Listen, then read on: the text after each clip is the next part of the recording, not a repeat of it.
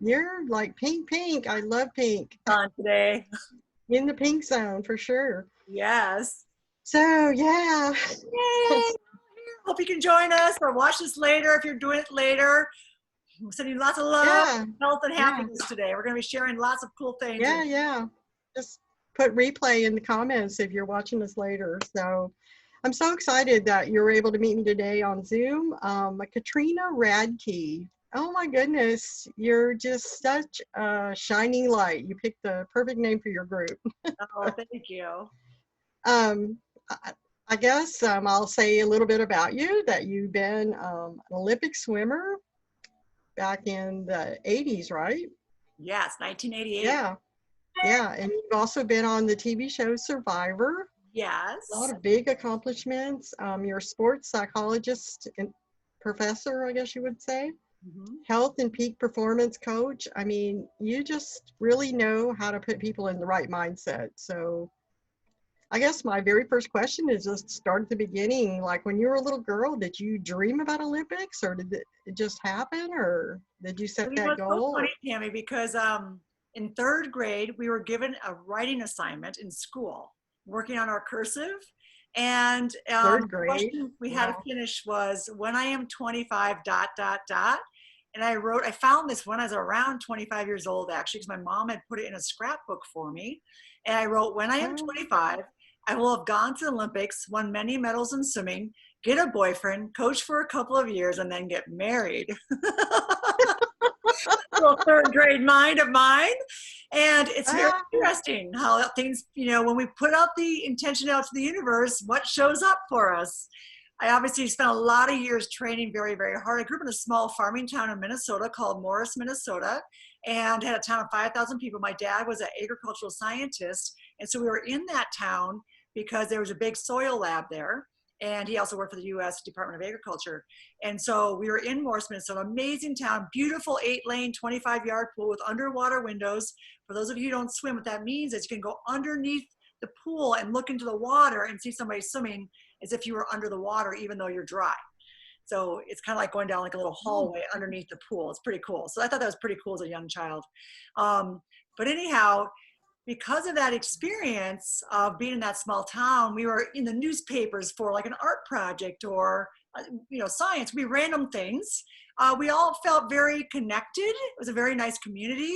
We all felt like we were significant in our own ways, and that we felt very loved and supported. And so because of that, I didn't know any different. I thought, well, gosh, if I didn't win everything as a child. I lost. I got fifth. I got eighth. I got first in a small town, right? And as time went on, though, I just thought, well, why can't I see if I can go here and then here and then here? So it's like having that mountaintop where you want to climb to the top, but you have to start with simple, simple steps. Sometimes if we start thinking about the mountaintop too soon, we get overwhelmed, we quit on ourselves, and then we never even take action towards anything, right? But if we break it down, right. really simple, amazing things can take place. And I'm a prime example of that. If I can do it from a small town, so can any of you. So the neat thing is, from that journey, I was on the U.S. national team from the age of 14 to 21, and I was 17 in the Olympics in 1988. So pretty cool experience. A big thing I wanted to shout out to anybody who is thinking about something that they've maybe wanted, but don't necessarily always want to go after it. Dream big, go for it. If you had no fears and you were allowed to be guaranteed every wish and you had a magic wand and you got to wave it and say, that is going to be true, what would it be for you? What would you really, really want? And that's real. I really encourage people to do, no matter what your age is. I've talked to corporations. I work a lot with teenagers and people who are starting up businesses. No matter what it is, moms, dads who are home with kids. How are you taking care of yourself and still keeping that dream alive inside of you to get back in touch with that spark inside? Because we all have it, but sometimes we let it die out a little bit. And once we start shining that light is like a torch. It gets passed on to other people that allows other people to see theirs inside themselves too. So we can help each other grow and make a difference in this lifetime here. Oh, I loved it that you used the analogy of torch. Yeah, The well, Olympic torch. it's funny. In 1996, I was in grad school in Connecticut, and I was fortunate enough to carry the Olympic torch. I ran the 1 kilometer they give you, in New Haven, Connecticut, the 1996 Olympics that were in Atlanta. So I should have brought that here to show you, but I actually do have the torch. Oh, you do? They let Yeah. you keep it? Awesome. Oh, that's so cool. So later on, you decided that you wanted to do something else with Survivor. It's just kind of a different thing. Oh, Like what Tami, made you, Survivor stuff. So, like what possessed you to go there? well, everybody has their own views on the show. I will say that, I first applied like probably when I was 29 years old, when the show first came out, never heard anything. And then I applied again later, and then boom, got a call, boom, I was on, and then boom, I was out. But once you're, everybody pretty much gets voted off, and you do still stay in the location you're at. For me, I was in Fiji, and I really believe that for me, the Survivor show, a lot of things it represents is testing your limits, seeing what's possible, seeing what you're made of when you're really getting tired and hungry and having to really truly fend for yourself out in nature. And I grew up, my dad, we went camping into a lot of state parks and all the national parks in the country growing up. And so it was a big part of my life to be in nature. And so I love the feeling of being in nature. I feel so alive.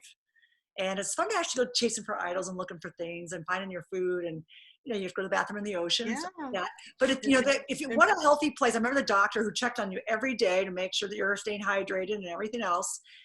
It's a very healthy place to be, Fiji, near the ocean with the negative ions coming off the ocean water, and living in the woods, and having really quite healthy, wholesome food that we did have. Wow. Plus the relationships, if you've got other people trying to sabotage you, or did everyone work together? Yes. Oh, but that's the part of the game. They do like to get a lot of interesting folks on the show, very interesting backgrounds. And I just want everybody to know who's watching this, who hasn't really seen the show or has watched the show and wonders about it. They edit things to cater towards the people who are at the end of the show. So sometimes the edits may not be quite as real as to what happened. I mean, I think they show more drama than actually showing all the connections that we do connect with everybody on the show. Yeah, that's Amazing kind of what I people. figured. Yeah, there's a lot of amazing people on the show with really neat backgrounds, and you don't really get to see how they grow. And I would love to, I think that could be a whole nother show, just that piece alone. Oh yeah, probably people want to see the drama and the fights and the I don't know. whatever. What we love to watch in our family is the games, the challenges, and the challenge director, the person who creates them. Amazing job. They do an amazing job making it so it's very unique and different, keeps you engaged, and people who are watching wondering what's going to be next. And there's lots of twists and turns in the game. So it's definitely a fun experience for me as a contestant, as well as the viewer, I believe. Well, with you being a sports psychology peak performance coach and stuff like that, I bet you it was pretty awesome since you got to stay there. And then as people were voted off one by one, you were actually there to probably support them and help them with that mental mindset on that. Yes, Tami, you're so right. And it's very interesting because some people take it very personally. We all have fears that come up in our life, and we put that protective armor on ourselves to say, I don't want to take that feeling in. But the truth is, if we're really honest with ourselves, there's been studies that show that we all end up usually, if I had everybody say, okay, write down, write down feelings that make you feel really good, and write down ones this last week where you didn't feel so good. You'd probably write about 6 or 7 down on each side. And when we start acknowledging that we all feel joy, sadness, anger, excitement, inspired, scared, anxious, happy, whatever it is, right? We have all of these. And I think in our society, we have all tried to pretend that we're fine so much rather than honoring and saying, you know what, I'm having a bad day. I feel depressed. And I'll encourage you to say, hey, throw yourself a depression party, dress up in black, have a black cake. Acknowledge the depression inside, right? Because what happens is when we acknowledge the boogeyman in the closet, it tends to go away. Exactly. It's not nearly as bad as you thought it was going to be. Yes. Right. Yes. And so like if you worry about things that are going to happen and this is going to happen and that and this and that, it's like, and it never happens, and you're like wasted all that energy on it. That's what we do. And I talk about this in my book, Be Your Best Without the Stress, is that if I pack that armor on and pretend that I'm fine, I'm carrying around more and more armor. It gets heavy, right? So if I'm pretending to you that all I am is always one way, and I don't want you to see my other true side of myself in different parts of myself, then I'm almost imposter to myself then, right? So one of Yeah. my big missions in life is to be a truth seeker. I'm very much into honoring who I am, always digging deeper on how I function, why I function the way I do, and to realize that we're all very complex in many ways, and yet in the end, our beingness is so simple and whole. It's amazing, that we all walk around. Like, I think I've shared with people before, is that, even I have two amazing children. My daughter's 14, my son's 13. And I remember after giving birth to my daughter, my first child I gave birth to, I was like, oh my gosh, like, I walk around the next day going, I can't believe everybody's come from a woman who gave birth to you. It's a unbelievable miracle how we all have, most of us are lucky enough to have 10 fingers, 10 toes, or eyes, and be able to hear. I mean, it's a wonderful miraculous gift to be able to see all these Oh things. my goodness, it is for sure. And I'm one of those people that went around for years and years with the armor of what other people thought I was supposed to be doing and this and that. And for the last, I don't know, 10 years, 2 years intensely, I've been just peeling back those layers and getting rid of those regrets and Good for you. forgiving people and just forgiving situations and myself. I mean, it's really all about forgiving yourself, and just not having any regrets. And all of a sudden, that light that you're talking about, that spark, that torch, it comes out. It does come out. Yeah. Yes. And sometimes it's been buried or quiet for a long time. Or when I do work with clients who maybe their anxiety comes from being a little boy or girl that didn't feel like they got their needs met. And so they felt like they had to squash who they really wanted to be or what they wanted to express for their needs. And it's amazing once that voice gets heard again. They start talking and I think they realize, hey, I can be free. I'm safe. I can feel protected even amongst the world. And once we're in that place, we can integrate the adult self with the child self. It's a powerful place to be. Oh my goodness. Yeah. And you've really been able to connect with that and help other people connect with it for sure. Yeah. Well, I know Yeah. you do some cool stuff, Tami. Do you want to share a little bit about what you have in terms of your groups and people you work with? Yeah, I work primarily with women that are going through hormonal imbalances at the menopausal, perimenopausal ages. And there's a lot of things that can back up too, as far as anxiety, depression, digestive, cardiac. I mean, it just can be a lot of different things. Adrenal fatigue is a big one. Mm-hmm. And I know that both of us have suffered from chronic fatigue. Yes. I want to throw that back to you because Yeah. I know that was a big thing. And that was after the Olympics or while you were still training? So, yeah, very interesting. So I just want to share, because I know you know a lot about nutrition and you've also had your own health journey too. And so for me, I was on the national team from age 14 to 21. I was very fortunate to have a great career in swimming overall, really. And but I had mono when I was 15, ended up still competing and to justify that I was fine because I was competing internationally. Back then we were trying to keep up the East Germans that were on steroids. And so my coach at the time, my main coach, when I was at the international level, we were training about 5 hours a day, 6 days a week. And Wow. long story short, I basically, my immune system was shot. And I also have a personality that likes to burn my candle at both ends on top of that anyway. And so I got a lot of energy, but the thing is I was very, very much overtrained. And so my body had shut down and I didn't want to shut down. I was afraid of not being able to pursue my Olympic dreams. I was afraid of not being able to continue what I would love to do.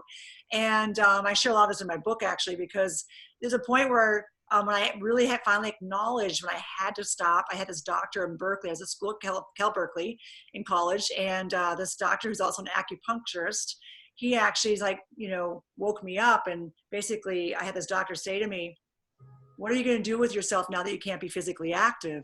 And I just started going, that won't happen to me. And I start crying. And I was just really, my whole life was activity, was I very used to physical movement. And I ended up being better at the age of 22 with disabled parking, literally could barely do anything. My immune system was completely shut down. I felt like I'd already experienced being 90 or 95. It's a very wild experience. And luckily, thankfully, I had this doctor who's an MD who trains MDs around the world, acupuncture, who I really thank. He's like another second father to me, if you will, who I saw like 3 days a week for a while, then 2 days a week, then once a week, then once every 2 weeks for a few years, and really brought me back to my health. I mean, the fact that I could even carry the torch and run up a hill for a mile or a kilometer for the 96 Olympic relay, the torch, is a feat to be in the fact, because in 94, I was bedridden. So it's wow, that's just incredible. You go from training 5 hours a day to 6 days a week to can't do anything. where you can't get out of bed. Yeah, I and mean, I was pushing. I probably should have stopped a year before I did, but I was stubborn. And I learned, that really, thankfully, because I was in Berkeley, big spiritual place, lots of meditation, yoga, all these things are now becoming common. They've always been around, obviously, right? But they're more mainstream now. I really got into meditation. I had a nutritionist. I always ate really quite well, but I also, I cut out sugar, cut out dairy, cut out, I never really drank much alcohol, a few times, but not much. And coffee, you don't want me on coffee. So that's just out of the picture. I can't even imagine you on coffee. But the reality is, and just really exploring different ways of foods being mixed, as well as when I ate them and how I slept, and honoring when my energy was good and sleeping when I needed to sleep. And I literally also got really into green, raw, green powder and foods, as well as I had these pills, sun chlorella, where I would take them in the morning, literally like within 20 minutes, it helped me get energy, enough oxygen in my blood to actually get up and get going when I was very, very sick. So it's very interesting. I'm kind of like a canary in the coal mine, because I've explored different foods. And it's also too, if emotionally I was really frustrated by something, my energy would go lower. If I was inspired or energized by some conversation or something, my energy would go up. And you start seeing how this plays out on a max scale. But when you're really, really, really sick, it's so obvious. And I feel very blessed about having that time. It really put me on a spiritual path and much more of a healing path, which I know is a part of my true life. Because at the time I thought I was going to be doing international business, be big time corporate executive, and do all these things, traveling the world, and continue that success path, if you will. And I realized I have much more. My spirit kept talking to me, saying, "No, you have much more to do besides that, Trina." And I've been blessed because it forced me to slow down. Believe it or not, I've gone to many silent retreats for like a week to 10 days at a time, where I really get quiet within. I know it's hard to please. No way. They're so powerful. So powerful. Oh my goodness. As you know, I work a lot with people who are high achievers, who tend to be very successful, but also have their limits, where I help them get through their limits. But I also have some clients who are people who have been so successful, but they're still miserable inside, or they feel unfulfilled and they don't know why. And part of it is just tapping into all these pieces of ourselves and integrating them, letting go of things where we've made mistakes in the past, honoring the amazing things that have happened in our lives, the people who have come into our world that's been very supportive, as well as forgiving people who may have been hurtful along the way. And when we can free ourselves up and not hold on to this, why do we need to carry on so many things that can be hurtful to ourselves or others for a long time? Oh, that is so true. And kind of what you touched on too. And I think you talk about this a lot in your book and in your Facebook group too. With your book, Be Your Best Without the Stress. Yeah, to show a copy of it if you want. Yeah, there you are. Look at that picture. That's amazing. Look for that picture on Facebook and you'll know it's Katrina. Yeah. But yeah, people drive and go after these big audacious goals, and they get there, and this is what happened to me too. I thought I was doing what was going to make me happy, and you get there and you're like, is this all there is? Like, I'm miserable. Yeah. And it has nothing to do with that. Yeah. So I think a lot in our society, we're so focused on having certain status symbols or an outcome or a title or money or a medal or whatever it is and yes, they are very meaningful. We can tie a lot of meaning to them.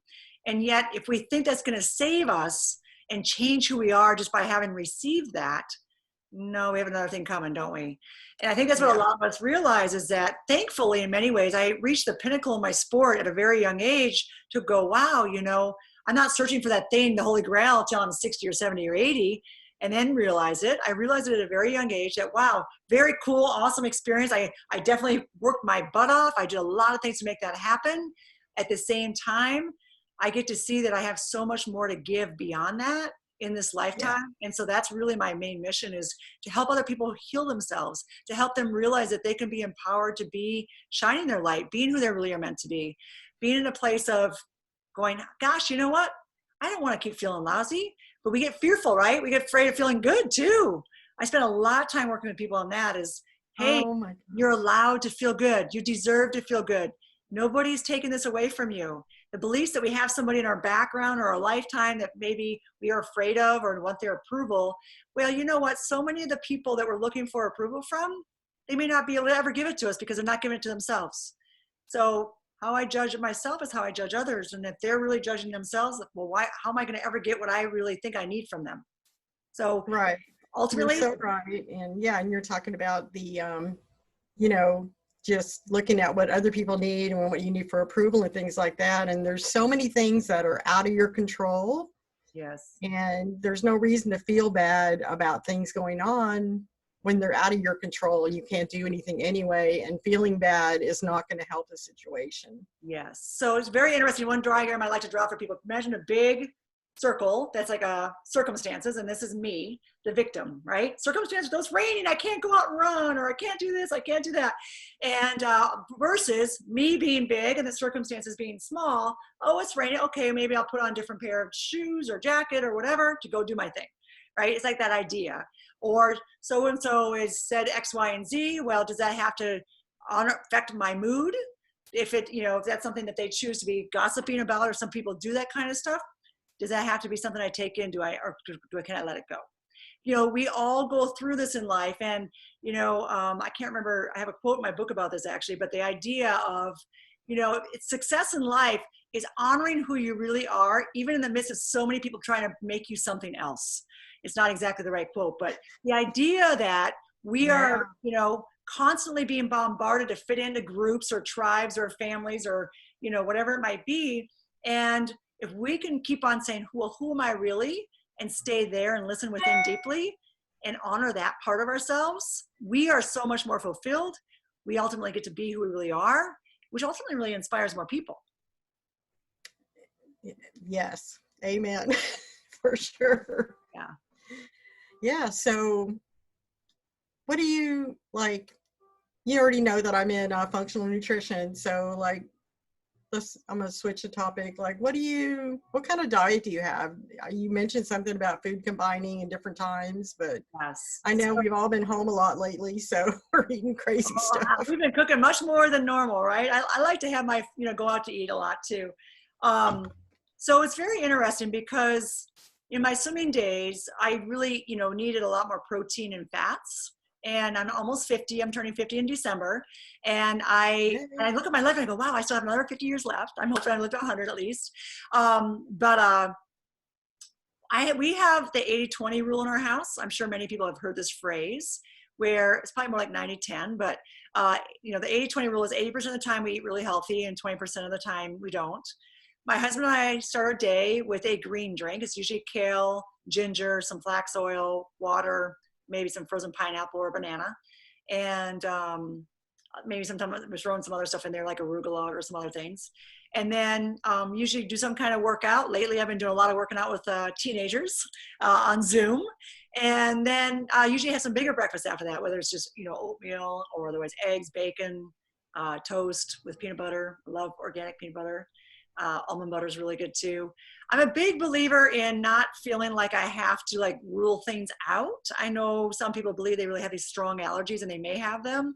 But because I've done acupuncture since my teenage years, and I still continue to get acupuncture done just for maintenance, is when my body's working well, I really believe that it can take care of whatever it takes in, and then I release. Now, mind you, I don't eat a lot of colored dyes. I don't like eat, you know, high fructose corn syrup.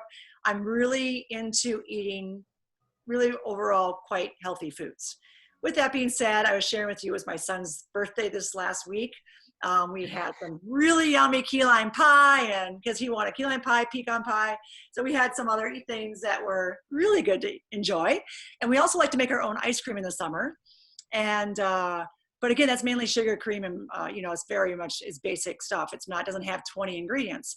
So for those of you watching who are like unsure about how to change how you're eating, there's so many things that Tami can share with you, I can share with you, but mainly is maybe if let's say you started the day, I was working with a person a few days ago, actually, a corporate person who, wants to lose some weight and has some health issues. And long story short, they were drinking, you know, many cups of coffee, maybe about, I think about 8. And I said, well, how can you start drinking more water? And I know you want to talk about this. And a lot of people I know, I used to be in the corporate world. I was a corporate executive for several years. And gosh, when you're busy at meetings and you're traveling, you're at a hotel, you eat out. At 3 o'clock, they love rolling out those chocolate ice cream bars and bringing you more coffee or soda to stimulate that body of yours to keep you awake.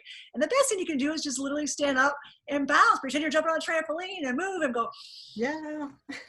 ah, right? And pretend you're, you know, and then just shake it out and move the body. And we could do a whole other session on movement stuff, obviously.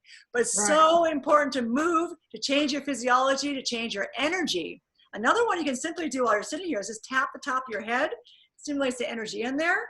Tap the top of the back of your neck. This connects the energy from your brain all the way into your body. And then just rub that bump, that's C7. That gets the energy flowing. And there's lots of goodies, even just tapping all over the body. And there's a lot of things you can look up online called tapping. But, you know, you're just tapping your hands and rubbing them together. Lots of energy points in your hands, your feet, your ears. This wakes you up. Push-ups are one of the best ways to stimulate. If you're feeling foggy-brained or tired, do 10 push-ups. If you can't do 10 push-ups, that's too many. Start with your knees down and just hold the top of the push-up. Then maybe do 3 push-ups and then build up to 10 a day. And you start feeling better. Or for those of you who are much more athletic or strong, you could do 50 a day, but just break them into pieces if you need to. And what happens is you do that when you're feeling yucky, that energizes you. Another way, when I was really, really sick with chronic fatigue syndrome, I learned that when I was craving sugar, obviously the hormones are off balance, as you know a lot about. And so eat protein and fat. I ate a lot of almonds, walnuts, sesame seeds, sunflower seeds. For a little sweetener, sometimes I put in really good quality chocolate chips or mood jewel dates, raisins. The main thing, as you know, is so many people who are, for example, suffering with diabetes or heart disease, it's not so much the cholesterol. And I used to be in the drug company world. I used to work at SmithKline Beecham in the 90s. And I understand how a lot of these things are made and the research being done. And there's a lot of well-meaning, amazing people who are behind these things. And yet we don't want to just put a Band-Aid on a symptom. We need to look at what's behind the Band-Aid and look at the deeper issue. And so often other things are not balanced in our body or in our emotional state, or physically we're just worn out. We have too many stressors that we don't know how to calm ourselves down. And there's many pieces, in fact. And so what concerns me is there's so many people walking around taking so many drugs, so many medications to try to self-medicate. You're singing my song. That's exactly what I do, is go to the bottom of it, go upstream and see what's going on. So, a couple things. If you're listening and you go, gosh, you know, I have diabetes or I have this medication I'm on because of cholesterol, start with drinking water. So let's just say I weighed 100 pounds, which I don't. I weigh about 140, 145 or so. You want to be drinking, ideally at minimum, 50% of your body weight in fluid ounces. Okay, so if I weighed 100 pounds, for simple math, that'd be 50 fluid ounces. Now, I have a bottle here, I believe is about 16 fluid ounces. So I would need to drink 3.5 or so of those, minimum, a day, okay? That'd be, you know, most glasses are about 8 fluid ounces. Is that right, Tami? I think so, about. So you do the math. About, yeah. I mean, I usually drink about 100 ounces a day, just because I live in a very humid climate and it's very easy to get dehydrated. I bet. And when we say people who are working out, ideally you're drinking more like 2/3 to 3/4 your body weight, somewhere in there. Okay. So, you know, 66 to 2/3 to 75 fluid ounces a day if you're weighing 100 pounds. And what I really encourage, so I've studied a lot about cells and how they regenerate, how they work. And that's another whole conversation probably beyond today. But our cells, ideally for them to heal themselves, they need to be fighting that they need to be at 50,000 millivolts or higher to actually function. When we have a lot of disease in our mouth, if we have a lot of cavities or mercury fillings or root canals, the vibration of the frequency of the cell is so low, it causes other issues. And so we want to be in a place of how do we regenerate cells? So one thing people can do right away starting today is take really good quality water, ideally. You can actually take a pinch of good quality salt, like sea salt would be best, And then you can also take a live, lemon or a lime and squeeze that into your water. I have a video on my YouTube actually about this. Yeah, I saw that. Yeah. And just because what happens is your cells don't always receive the hydration. Have you ever felt really sick and you felt like you could not get the water and it's just kind of going out? You're going to the bathroom, but you're still you're still feeling dehydrated or not feeling great. And that's because the cells are not able to receive the hydration. So the salt and the lime and lemon help. Also, 3 main minerals that are great are magnesium, calcium, potassium. They're the 3 primary transporters of getting nutrients in your cells. I recommend getting that in ionic form. I actually have some stuff I could recommend if people are interested. But bottom line is, well, yeah, the bottom line on that is people are deficient in a lot of vitamins and minerals. Yes. Yeah. So that is key. Is how are you getting yourself nutritionally? How are you nutritionally taking care of yourself so that you stay well? But if you're somebody who's been on a lot of meds, I highly encourage you to start with trying to do 3 push-ups. Start with a 10-minute walk a day. Start with doing this bouncing, pretend you're jumping on a trampoline, do that for 2 minutes. Start 30 seconds here, 30 seconds down by your side, just bouncing, pretend you're like jumping on a trampoline. That actually is clearing your lymph nodes. Our lymph nodes are underneath our armpits all the way down our body. When they get blocked, disease happens. If we're not drinking enough water, our body's made up so much water, that's also another way disease can happen. So that's 2 big ways. Hormonal balancing, which I know you're an expert on this stuff, but if you can actually look at ways to take care of how you're eating and when you're eating, and without having to go too crazy, maybe it's as simple as allowing yourself to make sure you have 2 pieces of fruit a day and 2 vegetables a day. Or like I do, with our kids, we call it the green insurance. We have this green chlorophyll pills that they take every morning with their, water and, or orange juice. And so it's, allowing yourself to take care of yourself while also not having to go so black and white in how you eat.